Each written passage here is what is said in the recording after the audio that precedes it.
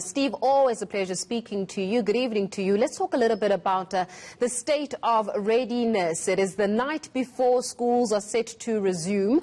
How are we faring, particularly in the Gauteng province, especially in light of how many schools were actually vandalized during the unrest and those that have been vandalized since the beginning of the year?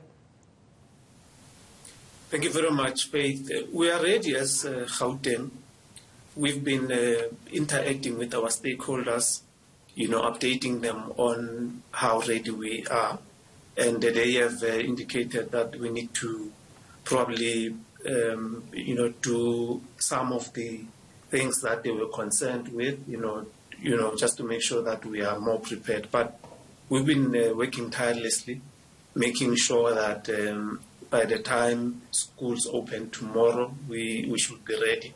And we are convinced that we are in a position to can welcome our learners. The schools that were vandalized, we are talking about 11 cases that were reported since the schools were closed for term 2. And we've been making sure that to a certain extent those schools are ready as well.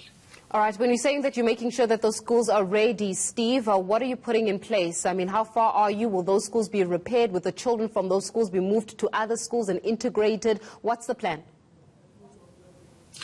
Well, the damage is not severe. I mean, those schools would have been, broken into your admin block where they would have taken probably 2 monitors or 3, and we've been making sure that all the windows that are broken are fixed, and the doors that were buckled, in, and they were fixed as well. So, like as I'm saying, we were finalizing just to deliver your material that we need in our schools, the sanitizers and all those, so that we conform to the COVID-19 protocols.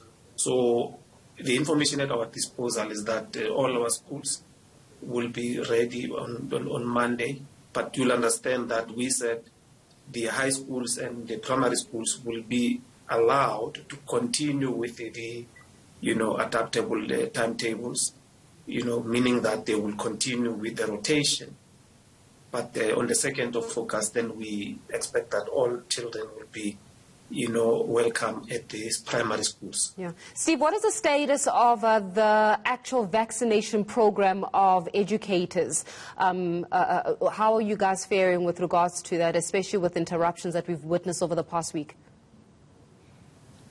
Well, we still have a number of those that are not vaccinated, but we said that when schools open, we will then continue with that process as well. So it will go parallel with the schools that will be teaching. You know that out of the 8% that is remaining, there are those that said they don't want to be vaccinated. We will respect their rights. But those that were hindered by, different reasons, that some were sick, some were not qualifying at that time, will then be accommodated during this time. So we'll forge ahead and make sure that we finalize this process and allay any fears and make sure that all our educators are vaccinated and learners will be in a position to, be safe in our environment. But also we have appointed screeners that will be assisting us to make sure that we screen everyone that arrive at our schools so that we are safe at all costs. But we are saying non-pharmaceutical interventions must always be adhered to.